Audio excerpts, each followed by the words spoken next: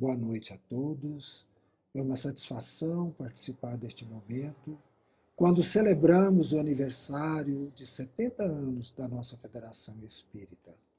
Estamos utilizando o espaço das reuniões públicas para que as lideranças espíritas e os nossos ex-presidentes possam trazer a sua experiência, a sua vivência junto ao movimento federativo, enriquecendo as nossas reflexões e o nosso trabalho. Hoje teremos a presença do nosso amigo e irmão Aston Briand, que desenvolveu um trabalho muito grande na difusão, divulgação e principalmente na aproximação das casas espíritas à federação. Podemos dizer que ele abriu as portas da federação aos centros espíritas. Antes de passar a palavra ao nosso irmão querido, façamos a nossa prece. Senhor Jesus, rogamos suas bênçãos, Mestre querido, para esse instante luminoso, onde podemos aqui aprender, refletir e descobrir novas maneiras de desenvolver o nosso trabalho em prol da doutrina espírita. Que a sua presença de amor ilumine o nosso amigo e ele possa, dentro do desenvolvimento do seu raciocínio, apresentar para nós reflexões importantes para o nosso trabalho. Que a tua paz permaneça conosco, Senhor, hoje e agora. Que assim seja. Passamos a palavra ao nosso amigo querido Aston. Prezadas irmãs, prezados irmãos, que a paz do nosso bondoso Jesus permaneça conosco. É para nós uma alegria imensa podermos participar destes momentos significativos em que a nossa federação comemora os 70 anos de existência, de muito trabalho, de muita luta, de muita ajuda a todos aqueles que estão envolvidos nesse processo, não só de união, de fraternidade, mas sim da vivência dos ensinos de Jesus. Eu gostaria de iniciar a nossa fala relembrando alguns fatos importantes, por exemplo, no livro A Caminho da Luz, da psicografia do nosso querido Chico, Emmanuel vai nos informar que Jesus é o grande responsável pela condução das nossas vidas para chegarmos à condição de espíritos imperfeitos, a espíritos puros, espíritos melhores. E esse é o trabalho que ele vem desenvolvendo desde o início da nossa existência aqui na Terra, desde a construção desta casa, deste lar maravilhoso que é a nossa Terra. Eu gostaria então, assim, da gente citar algumas coisas importantes, por exemplo, quando ele próprio afirma, quando ele despede dos apóstolos, e ele fala então que e eis que eu estarei convosco todos os dias até a consumação dos séculos, demonstrando assim que ele vai nos acompanhar até chegarmos à condição de espíritos perfeitos. E isso é algo que nos traz assim uma alegria imensa, porque sabemos que nós não estamos sozinhos e que tem um espírito da categoria de Jesus nos auxiliando, ajudando a nossa caminhada. Eu me recordo também quando no livro Boa Nova, quando Jesus tem aquele gesto do lava-pés, que é tão significativo, Humberto de Campos relata ali no, se não me engano, no capítulo 25, então ele descreve assim, que depois que Jesus fala com os apóstolos que estava chegando a hora da partida dele, e ele então, naquele instante, os apóstolos observaram que ele então se erguia, levantava da mesa. Com o espanto de todos, despia a túnica singela e cingiu-se com uma toalha em torno dos rins, à moda dos escravos mais íntimos, o serviço a serviço dos seus senhores. E como se fossem dispensáveis as palavras naquela hora decisiva de exemplificação, tomou de um vaso de água perfumada e, ajoelhando-se, começou a lavar os pés dos discípulos. Ante o protesto geral em face daquele ato de suprema humildade, Jesus repetiu o seu imorredouro ensinamento. Não me chamais mestre, Senhor? E dizeis bem, porque eu sou. Se eu, Senhor e Mestre, vos lavo os pés, deveis igualmente lavar os pés uns dos outros no caminho da vida. Porque no reino do bem e da verdade, o maior será sempre aquele que se fez sinceramente o menor de todos. Nós observamos aí a importância desse ensinamento quando nós trabalhamos com Jesus. Essa capacidade de compreensão dos seus ensinos, dessa vivência, de podermos uns auxiliar os outros, porque essa é a grande tarefa. E nós vamos observar ao longo da nossa fala que a federação é isso. É uma instituição servidora do nosso movimento espírita. E outro exemplo significativo que eu gostaria de relembrar para que possa fazer parte do nosso raciocínio neste momento é aquela atitude do Paulo quando perseguia Ananias na estrada de Damasco.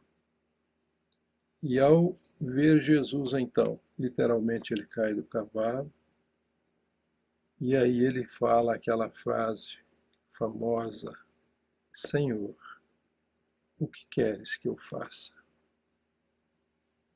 E respondeu-lhe o Senhor: levanta-te e entra na cidade, e lá te será dito o que te convém fazer.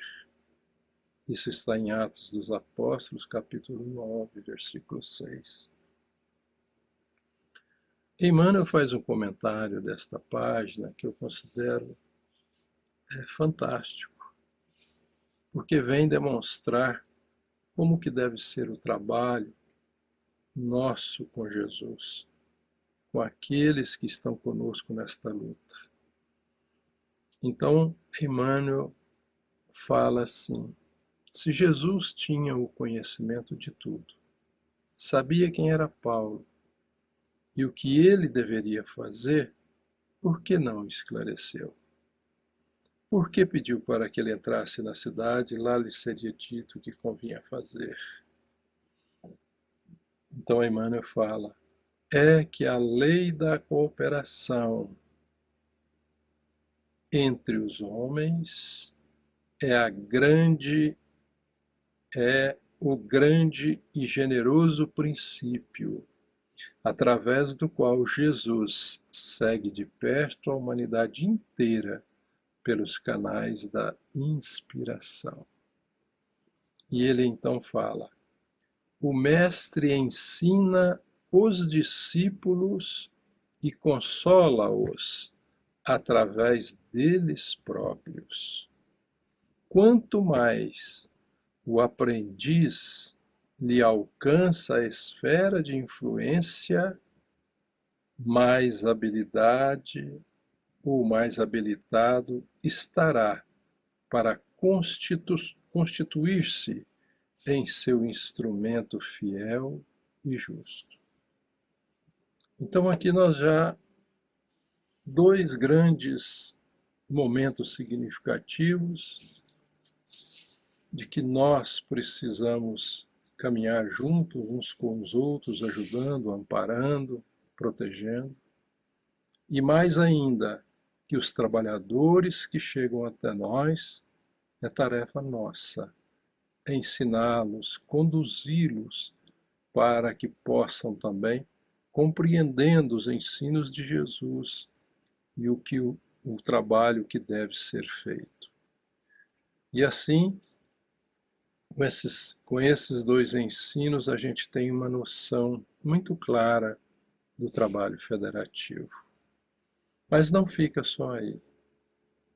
Vou buscar também alguns detalhes em Kardec, o nosso codificador, porque Jesus faz a promessa que ele partiria, mas que ele enviaria para nós outro Consolador, que nos ensinaria todas as coisas e que iria reviver todos os seus ensinos. E, portanto, nós sabemos, através do livro Brasil, Coração do Mundo, Pátria do Evangelho, que esse grande discípulo responsável por trazer o Consolador até nós foi o nosso Kardec, nosso querido Kardec. Um trabalho hercúleo, um trabalho imenso, trazendo então os ensinos da espiritualidade superior, da equipe de Jesus, para que nós pudéssemos continuar galgando a nossa caminhada evolutiva, percorrendo a nossa caminhada evolutiva. E assim, se nós buscarmos lá em Obras Póstumas, no capítulo 6, lá na Constituição do Espiritismo, nós vamos ver que Kardec já coloca para nós os primeiros passos que devemos ter para conduzir o nosso trabalho. E ele fala assim: daí vem que os centros que se acharem penetrados do verdadeiro espírito do cristianismo deverão estender as mãos uns aos outros, fraternalmente, e unir-se para combater os inimigos comuns, a incredulidade e o fanatismo. Então vejamos como Kardec já coloca aí a necessidade da união das casas espíritas. E mais ainda, se nós observarmos no Livro dos Médiuns, no capítulo 29, lá no item 334, ele fala assim: esses grupos, essas casas, correspondendo entre si, visitando-se, permutando observações, podem desde já formar o núcleo da grande família espírita que um dia concorrerá, que um dia consorciará todas as opiniões e unirá os homens por um único sentimento, o da fraternidade, trazendo o cunho da caridade cristã. Observamos então a beleza dessas palavras de Kardec, que aquilo que deve nos mover, aquilo que deve ser a base do nosso trabalho é a fraternidade. E vivenciando essa fraternidade, para que assim nós possamos conseguir essa união tão desejada da família espírita, dos espíritas e das casas espíritas.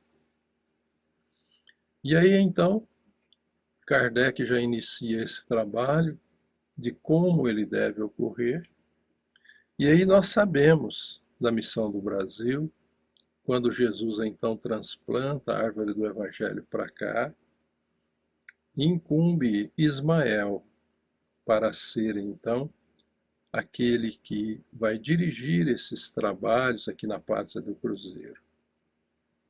E aí as casas espíritas começam a surgir no Brasil, o trabalho então começa a se movimentar, os núcleos começam a se formar, e aí então havia necessidade de iniciar um processo de organizar essas instituições melhor.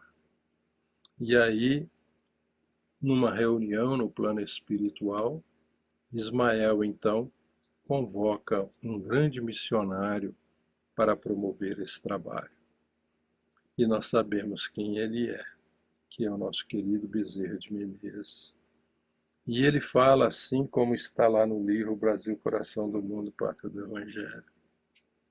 Falando ao Dr. Bezerra: descerás às lutas terrestres, com o objetivo de concentrar as nossas energias no país do Cruzeiro, dirigindo-as para o alvo sagrado de nossos esforços. E olha que importante: arregimentarás todos os elementos dispersos com a dedicação do teu espírito, a fim de que possamos criar o nosso núcleo de atividades espirituais dentro dos elevados propósitos de reforma e regeneração. E ele então fala para o Dr. Bezerra: não precisamos encarecer aos teus olhos a delicadeza dessa missão, mas com a plena observância do Código de Jesus e com a nossa assistência espiritual, pulverizarás todos os obstáculos à força da perseverança e da humildade, considerando os primórdios de nossa obra, consolidando os primórdios de nossa obra, que é a obra de Jesus. E aí então, nesse primeiro contato de Ismael com o nosso Dr. Bezerra, ele reencarna. E ele faz, como nós sabemos, aquele trabalho imenso de união das casas espíritas, de união dos espíritas, e foi então assumindo a presidência da Federação Espírita Brasileira, e ele fez esse trabalho então usando a fraternidade, usando o amor, que era a sua característica própria, né? Então, o Dr. Bezerra consegue fazer esse imenso trabalho. Posteriormente, a FEB, então, já estava então com todo esse trabalho de promover essa união dos espíritas e essa união das casas espíritas, ela então fazia diretamente através do seu Conselho Federativo a ligação com as casas espíritas a nível Brasil. E surgiu então um grande movimento que nós sabemos que foi o Pacto Áureo, e o Pacto Áureo foi de significativa importância, porque ele instituiu o Conselho Federativo Nacional com o objetivo de que cada estado pudesse criar uma instituição que pudesse então unir as casas espíritas do seu estado.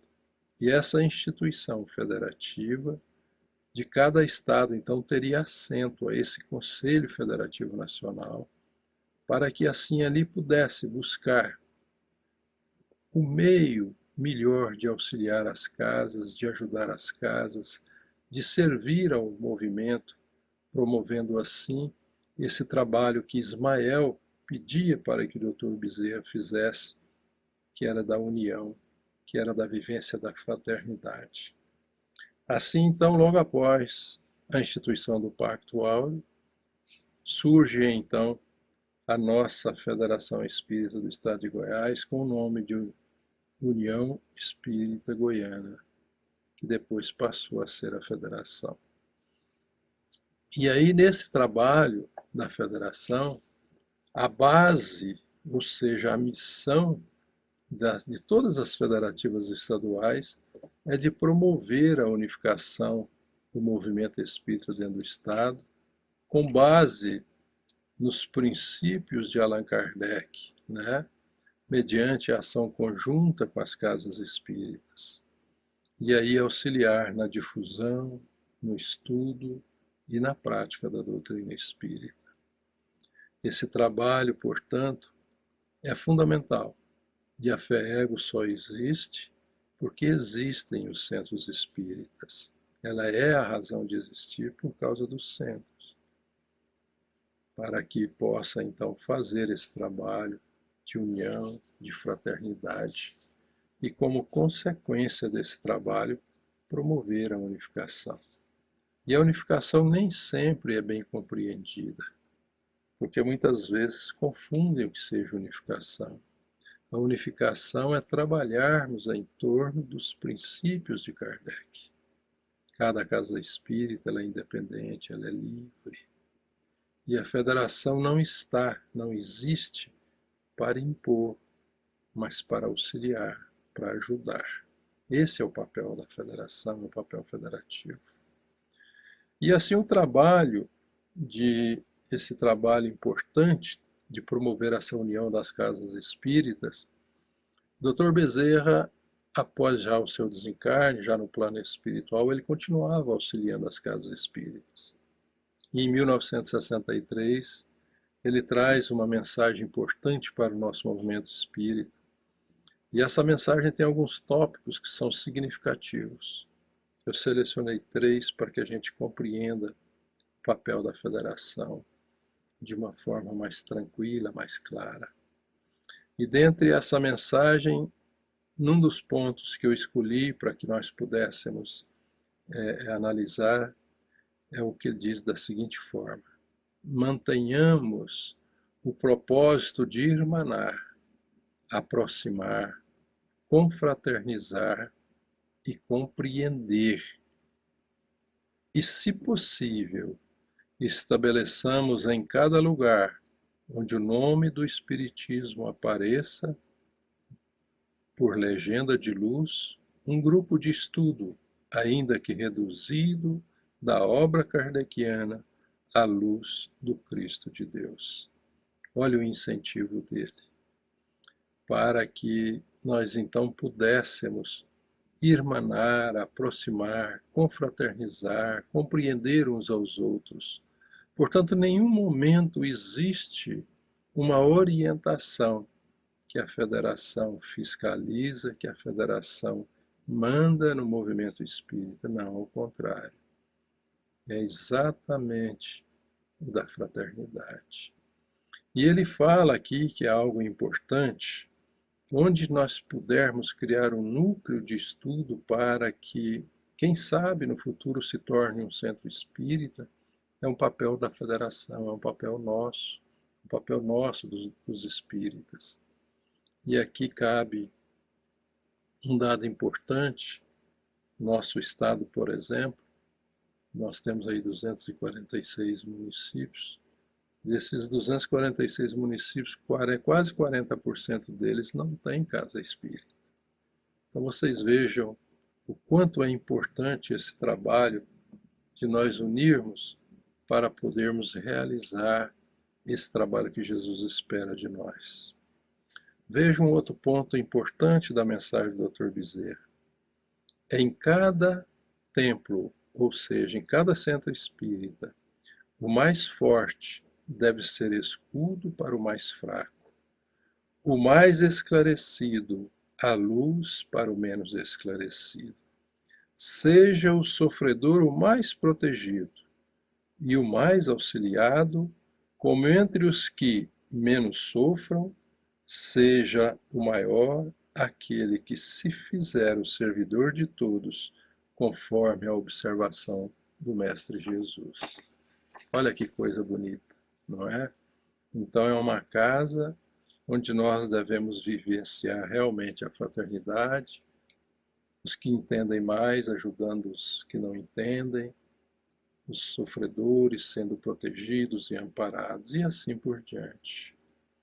E na última fala do Dr. Bezerra, que eu gostaria que a gente ressaltasse nesse momento importante, é que ele diz assim: libertação da palavra divina é desentranhar o ensinamento do Cristo de todos os cárceres a que foi algemado. Apenas o Espiritismo retém bastante força moral para se não prender a interesses subalternos e efetuar a recuperação da luz que se derrama do verbo cristalino do Mestre, descedentando e orientando almas.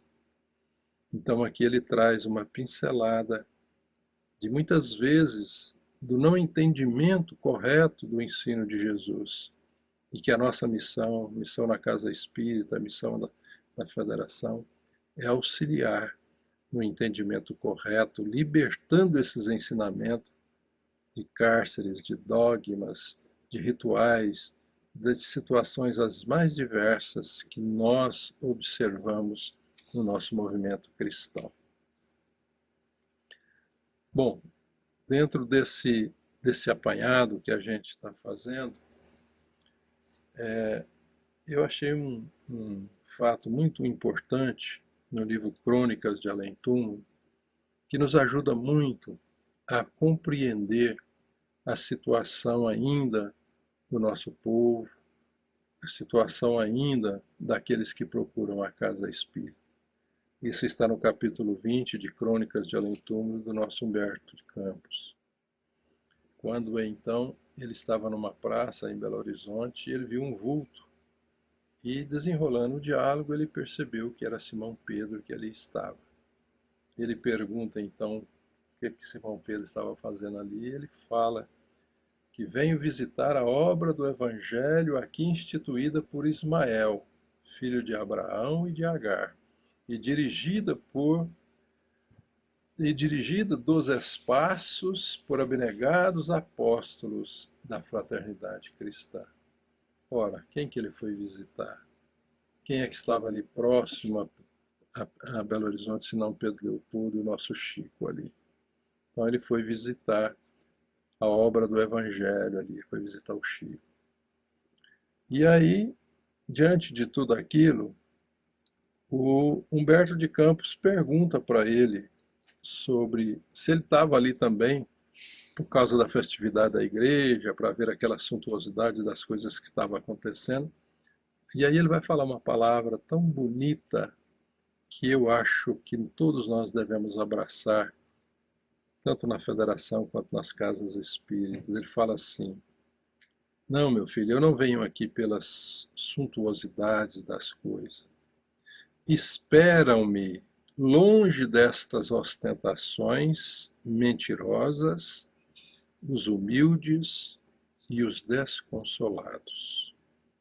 E olha o que ele fala: o reino de Deus ainda é a promessa para todos os pobres e para todos os aflitos da terra. Isso realmente mexeu bastante com a minha maneira de pensar, porque se nós fizermos uma análise, nós vamos ver as casas espíritas do interior do nosso estado, casas espíritas simples, casas espíritas que necessitam de tanta ajuda para poder levar essa palavra, esse consolo a tantas criaturas que estão sofrendo.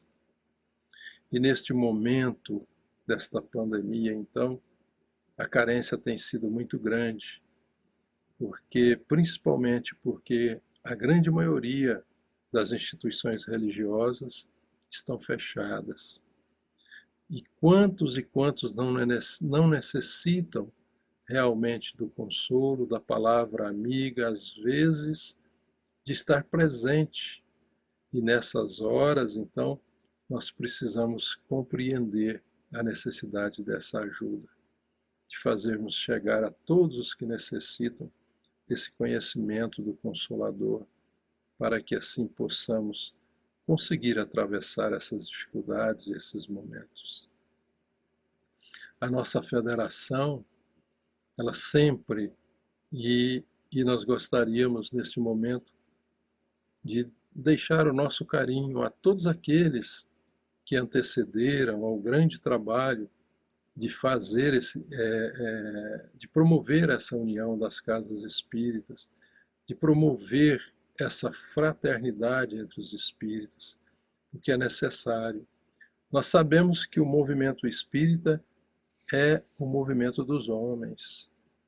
Quando o movimento é dos homens, sempre existem equívocos, falhas, e nós precisamos estar unidos, juntos, para que nós possamos errar menos e conseguirmos realizar o trabalho do Cristo, como nesses dois grandes exemplos que ele coloca, de que nós precisamos uns cuidar dos outros. E, acima de tudo, que todos aqueles que adentram a nossa casa, que nós possamos abraçá-los e conseguir transmitir a eles os ensinos necessários para que eles possam também levar avante esses ensinos do Cristo. Que a nossa querida federação continue sendo esta casa que está sempre de braços abertos a receber todos aqueles que ali vão em busca do consolo e do esclarecimento. Mas, acima de tudo, que nós possamos abraçar as casas espíritas simples, humildes do nosso interior, da nossa capital, ajudando-as a realizar o trabalho, a fazer aquilo que precisa. E uma das coisas importantes que eu vejo no nosso movimento é exatamente essa necessidade de estarmos presentes, juntos aos mais necessitados. Portanto, nesta fala simples que eu pude aqui colocar, eu só tenho a agradecer. Agradecer por ter participado da federação, por participar ainda e por poder ainda continuar com esse trabalho imenso em nome do Cristo, juntos, unidos, para que assim possamos dar continuidade à implantação do Consolador que Jesus trouxe até nós. Muito obrigado, um abraço carinhoso a todos. Nós te agradecemos, querido amigo, pelas reflexões, pelas referências que nos trouxe para o nosso estudo. Que tudo isso seja bem aproveitado por nós. Agradeçamos então a Deus este momento, onde pudemos aprender tanto. Muito obrigado, Senhor, por mais esse momento, por mais essa reunião, por mais essa celebração dos 70 anos da nossa federativa. Que a tua paz, Senhor, permaneça conosco, hoje e sempre. Que assim seja.